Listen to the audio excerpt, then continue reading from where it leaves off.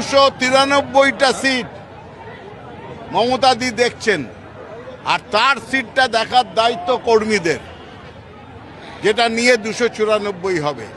ভবানীপুর মা, ভবানীপুরি মাটি, ভবানীপুরি শুরু, ভবানীপুরে অঙ্কুর, ভবানীপুরি সব কিছু থেকে শুরু হয়েছে। সেই জায়গাটা তিনি এই এত হাজার কর্মীদের উপর বলে দিয়েছে, এরাই আমার শক্তি। অন্য 293টি আসন দেখে নেব সব কটাতে আমি, কিন্তু এটা দেখার দায়িত্ব এখানকার কর্মীদের।